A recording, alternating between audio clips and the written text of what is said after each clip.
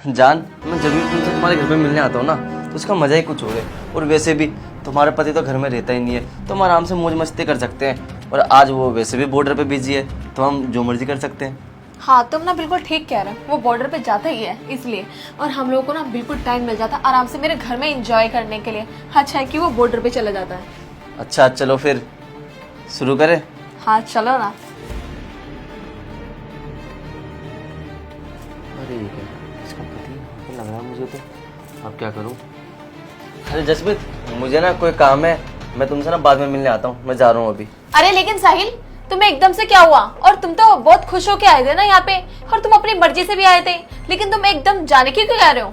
अरे जसमीन, माना मैं मर्जी से आया था और मुझे अच्छा लगता है तुमसे मिलना, पर क्या करूं, मेरे को ना बहुत इंपॉर्टेंट काम याद आ गया। वो पहले याद नहीं था, अब याद आ गया, तो मेरे को जाना पड़ेगा। लेकिन साहिल, वो काम मेरे से ज्यादा तो इम्पोर्टेंट है ना, उस काम को तुम बाद में कर लेना। और वैसे भी तुम तो यहाँ पे एंजॉय करने के लिए आए थे ना, तो चलो ना एंजॉय करते हैं। अरे जसमीन, मुझे कुछ नहीं पता, एंजॉय हम बाद में करते रहेंगे। मुझे वो काम जरूरी है, पहले मैं वो काम करूंगा। मैं जा रहा हूँ यहाँ से। लेकिन साहिल, तुम अपने लिए ना सही मेरे लिए ही कर लो।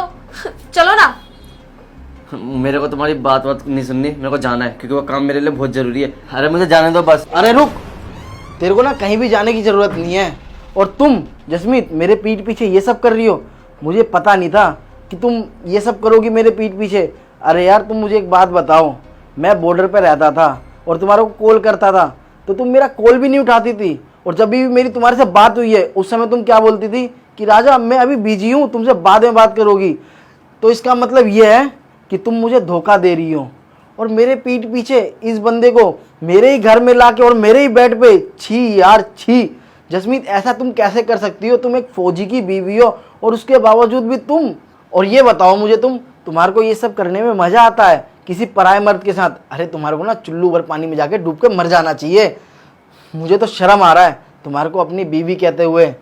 और तुम्हें पता है इसने ये सारी बातें तुमसे क्यों कही कि मैं यहाँ से जा रहा हूँ? क्योंकि इसने मेरे को देख लिया था।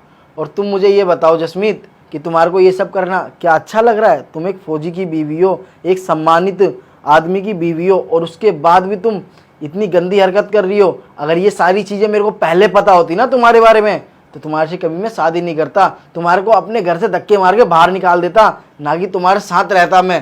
पर आज मेरे को तुम्हारे बारे में सब कुछ पता चल चुका कि तुम मेरे पीठ पीछे क्या कर रही हो क्या नहीं। लेकिन राजा, मैंने तो तुमसे कल रात को ही बात करी थी ना, और तुमने तो मुझे ये बोला था कि तुम बॉर्डर पे हो, और तुमने तो मुझे आने के लिए बिल्कुल साफ साफ मना कर दिया था, और तुम एकदम से यहाँ पे कैसे आ गए? हाँ, मेरी ना तुम्हारे से रात में बात तो हुई थी, पर उस समय ना मैं रास्ते में था। मैंने तुम्हारे को इसलिए नहीं बताया कि मैं आज यहाँ पे आ रहा हूँ, ताकि तुम्हारी असलियत मेरे सामने आ सके। और तुम मुझे ये बताओ जसमीत, कौन सा ऐसा काम होता था तुम्हारे पास जो तुम्हारे को मेरे लिए 10 मिनट टाइम नहीं निकल पाता था बात करने के लिए? और जब भी मैं तुमसे बात करता था, उस समय तुम बहाना मारती थी कि मम्मी का फ़ोन आ रहा है, कभी किसका फ़ोन आ रहा है, और हमेशा तुम्हारा कॉल बिजी रहता था।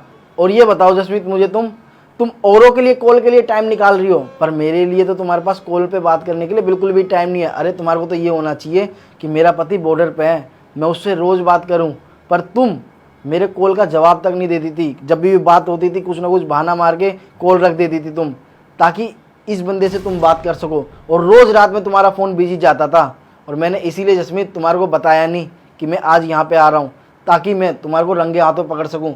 तुम्हारे को पता है जसमीत, मेरे को शक तो तुम्हारे ऊपर बहुत पहले ही हो चुका था, जब तुम मुझे ऐसे इग्नोर कर रही थी, मेरे फ़ोन को इग्नोर कर रही थी। और जब तुम्हारे को पैसे चाहिए होते थे, तुम मुझे फ़ोन करके पैसे मंगा लेती थी, और उसके बाद फिर दोबारा तुम मेरे को इग्नोर करना स्टार्ट हो जाती थी। तो इसीलिए जसमीत, मैं तुम्हारे को बिना बताए यहाँ पे आया। और देखो, जब मैं यहाँ पे आया तो क्या मिला मेरे को? तुम इस आदमी के साथ हमारे ही बेड पे इतनी गंदी हरकतें कर रही थी। ये बताओ मुझे, तुम्हारे को ये सब करते हुए शर्म नहीं आया? हाँ, तुम एक फौजी की बीवी थी, उसका तो सम्मान करती तुम।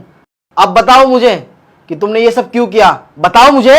अरे राजा, तुम ना मेरे को गलत समझ रहे हो। जब भी तुम कॉल करते थे ना मेरे पास, मैं कभी मार्केट में होती थी या फिर अपनी फ्रेंड के साथ होती थी, तो बस इसलिए मैं तुमसे बात नहीं कर पाती थी। लेकिन तुम तो मुझे गलत ही समझने लग गए। अरे वाह यार, तुम्हारी सारी सच्चाई मेरे सामने आ गई। उसके बाद भी तुम कबूल नहीं हो कि तुम मेरे पीठ पीछे किसी के साथ चक्कर चला रही हो। कोई बात नहीं, तुम मत बताओ मुझे, मैं तुम्हारे आशिक से पूछ लूँगा। ओए बता मुझे कि तेरा चक्कर इसके साथ कब से चल रहा है, ये बता मुझे ज़रा। अरे राजा, तुम जैसा सोच रहे हो ऐसा कुछ भी नहीं है। ये मेरा कोई आशिक वगैरह नहीं है, ये तो मेरा दूर का दोस्त है, बस मुझसे मिलने के लिए आया था और कोई बात नहीं है। तुम मेरे ऊपर थोड़ा सा भरोसा तो करो। जसमीत, मुझे तो ऐसा लगता है तुम ना सारी सच्चाई खुद ब खुद कबूल नहीं करोगी। मैं बताता हूँ, मुझे ना टेढ़ा रास्ता अपनाना ही पड़ेगा। सुन, अगर तूने सच्चाई नहीं बताई कि तेरा चक्कर इसके साथ कब से चल रहा है, तो मैं ना तेरे को पुलिस के हवाले कर दूंगा। चल तू यहाँ से जरा जल्दी चल। अरे नहीं नहीं साहब, आप प्लीज़ मुझे पुलिस के हवाले मत करना। मैं आपको सारी सच्चाई खुद ही बताता हूँ। हम दोनों का चक्कर ना पिछले 1 साल से चल रहा है, और हम छुप छुप के ऐसे ही तुम्हारे घर पे मिलने आते थे तुम्हारी बीबी से। क्या कहा तुमने? छोटी सी भूल हो गई तुम्हारे से? अरे यार, ऐसी भूल ना मेरे पैरों के नीचे, समझ गई तुम? और मैं तुम्हारे को कभी माफ़ नहीं कर सकता, क्योंकि तुमने बहुत बड़ी गलती करी है मुझे धोखा दे के।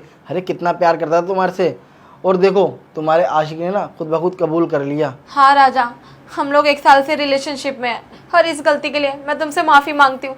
आगे से ये गलती मैं दोबारा कभी नहीं करूँगी। और राजा, मैं तुमसे वादा करती हूँ कि आगे से इससे मैं कभी नहीं मिलूंगी। प्लीज़ तुम मुझे माफ़ कर दो। देख लिया तुमने, तुम्हारे आशिक ने खुद ब खुद कबूल लिया ना कि तुम्हारा चक्कर इसके साथ कब से चल रहा था।